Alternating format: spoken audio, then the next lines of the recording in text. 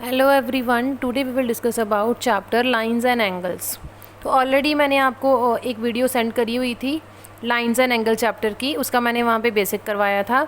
Now you can see there is a one more, there are some question that related to that chapter lines and angles.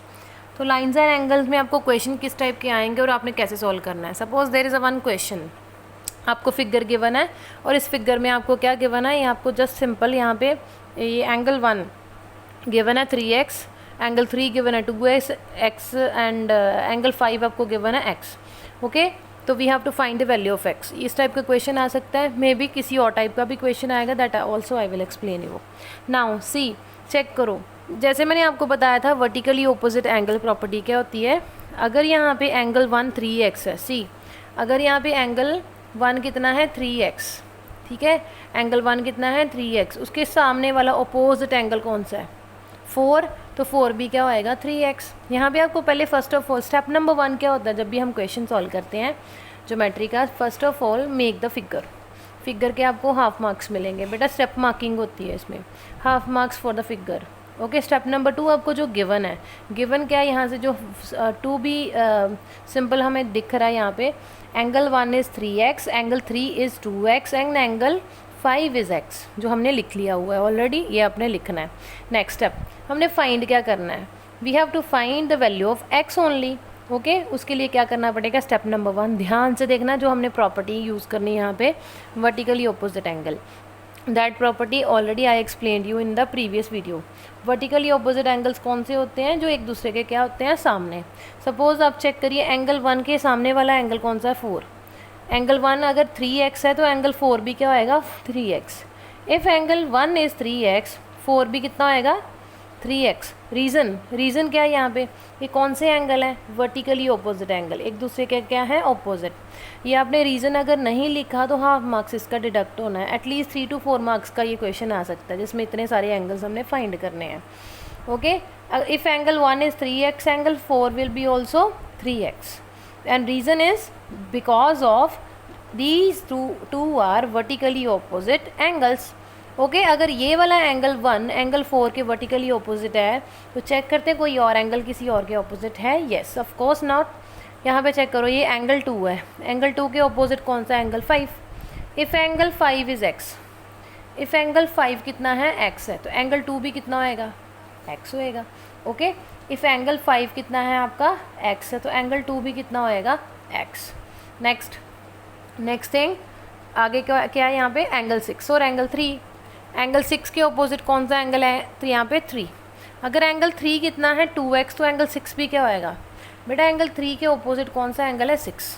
Okay, तो angle 3 के opposite 6 है, तो angle अगर 3 2x है तो 6 भी क्या होएगा 2x। इन दिस वे हमने कौन सी प्रॉपर्टी लगाई है, ये देखिए स्टेप नंबर 1 में क्या किया आपने, एंगल 1 3x है, एंगल 4 भी क्या होएगा 3x, रीज़न लिखा vertically opposite angle. Next step number 2 में हमने क्या किया, एंगल 3, ये एंगल 3 सॉरी, यहाँ पे एंगल 3 कितना है 2x, तो एंगल 6 भी क्या होएगा 2x। लिख लिया हमने, यहाँ पे रीज़न लिखना है, मैंने यहाँ पे नहीं लिखा, आपने रीज़न लिखना है vertically opposite angle. Okay, next similarly का मैंने सिंबल डाला हुआ यहाँ पे, सिमिलरली अगर एंगल 5 कितना है x है तो एंगल 2 भी कितना आएगा x, just because of the reason is same vertically opposite angles are क्या होते हैं इक्वल होते हैं।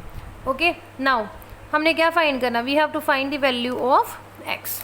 तो x की वैल्यू हम कैसे फाइंड करेंगे, so now you can see we have the value of angle 1, angle 2, angle 2 कितना है हमारे पास x, angle 3 is 2x, angle 4 is 3x, angle 5 is x, angle 6 is 2x। ठीक है जी, ये सभी क्या किया हमने, स्टेप नंबर 1 में जो भी फिगर आपको गिवन हमने ड्रॉ कर ली, स्टेप नंबर 2 पे हमने सभी एंगल्स को अज्यूम करके एंगल 1 2 3 जो भी है यहाँ पे अज्यूम किया, एंगल्स मेंशन कर दिए। जो फाइंड करना है उसके लिए हमने वो प्रॉपर्टी मैंने आपको बता दिया, वर्टिकली ऑपोजिट एंगल के अकॉर्डिंग ये हमारे पास वैल्यूज़ आ गई। अब जो ये वैल्यूज़ है ना एंगल 1 4 3 6 5 2, ये सभी जो वैल्यूज़ हैं यहाँ पे पुट कर देनी है। For that I have made one more figure of that question. इसकी अगेन हमने एक बना ली, फिगर बना ली, डायग्राम बना ली है और उसमें आप चेक करते हो मैंने सभी एंगल्स को मेंशन कर दिया है। And already I explained you there is a one point, and point के अराउंड जितने भी एंगल्स बनते हैं जो एक कंप्लीट एंगल बनाते होंगे उनका सम किसके इक्वल होता है 360 के equal. What is this in centre, that is a intersecting point. इस लाइन का और इस लाइन का ये कौन सा पॉइंट है, इंटरसेक्टिंग पॉइंट है। और यहाँ पे सेंटर में क्या है, यहाँ पे एक पॉइंट है।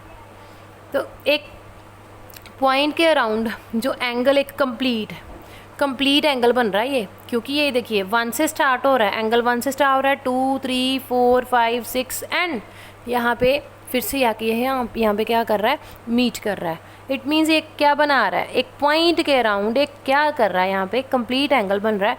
एंड कंप्लीट एंगल का सम किसके इक्वल होता है 360 के equal. Now you can see we have to apply here the property is, वो कौन सी प्रॉपर्टी है, बाय दी, जैसे मैंने आपको लीनियर पेयर प्रॉपर्टी करवाई थी ना, सेम ऐसे ही है। By the sum of all the angles around a point, एक पॉइंट के अराउंड जितने भी एंगल्स हैं उनको सम का मीनिंग उनको प्लस करेंगे, वो किसके इक्वल होता है 360 के equal. So here are how many angles 6, 1 2 3 4 5 6 angles are there. Angle 1 2 3 4 5 6 angles हैं, इन सभी की वैल्यूज़ पुट करो। एंगल 1 कितना है आपके पास, चेक करिए। Angle 1 is 3x, angle 2 is x, angle 3 कितना है 2x, एंगल 4 कितना है 3x, एंगल 5 कितना है x, एंगल 6 कितना है 2x। ये मैंने सभी एंगल्स की वैल्यू पुट करी, 1 की जगह 1 की वैल्यू, एंगल 2 के सामने उसकी वैल्यू, एंगल 3 के सामने उसकी वैल्यू, एंगल 4 के सामने उसकी, एंगल 5 के एंड एंगल 6 की। अब इन सभी वैल्यूज़ को हमने पुट कर लिया है। लास्ट पे क्या करना है, सभी का सम का मीनिंग क्या है, सभी को क्या करना है हमने प्लस करना है।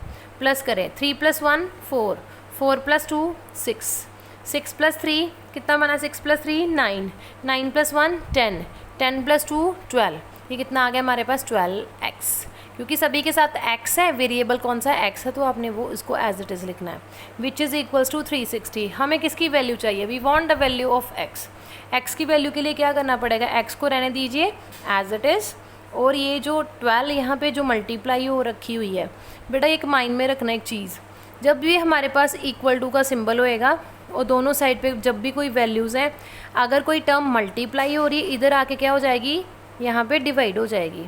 ओके ये क्लास 6-5 में भी आपने कॉन्सेप्ट पढ़ा होगा। व्हेनेवर कोई भी टर्म मल्टीप्लाई हो रही है एक साइड पे तो इक्वल्स टू के उधर जाएगी तो वो क्या हो जाएगी, divide. Now we have to divide this 360 and 12, तो we have to check the table of 12, 12 1 ज़ा 12, 12 2 ज़ा 14, सॉरी 12 2 ज़ा 24, 12 3 ज़ा 36, 12 3 ज़ा कितना होता है 36, 36 माइनस 36 क्या हो जाएगा 0 एंड राइट 0 फ्रॉम अबव। अब बच्चे क्या करते हैं, ये जो 0 है ना इसको एज इट इज़ ही रहने देते हैं यहाँ तक की, और ये आंसर है। नो, आपने क्या करना, अभी डिवाइड नहीं किया, इस 0 को हमने ऊपर से एज इट इज़ लिख लिया। अब क्या करना है, इस 0 को हमने डिवाइड करना है। कैसे, 12 0 ज़ा 0। ओके क्या करना है, 12 3 ज़ा 36, 36 माइनस 36 0 हो गया, ऊपर से 0 हमने एज इट इज़ लिख लिया। देन 12 0 ज़ा 0, 0 minus 0 that is again 0। So answer कितना आ गया आपके पास, x की वैल्यू कितनी आ गई 30 degree. Okay in this way you can find. Okay so क्या किया, फिगर ड्रॉ करी, जो भी हमारे एंगल्स गिवन है वहाँ पे प्रॉपर्टीज़ लगाई, वर्टिकली ऑपोजिट एंगल्स की वैल्यू सारी पुट करी। देन आफ्टर दैट पॉइंट के अराउंड जितने भी एंगल्स बन रहे हैं उन एंगल्स का सम किसके इक्वल आएगा 360 के, वैल्यूज़ पुट करी, एक्स की वैल्यू फाइंड करी। In this way you can find out the question.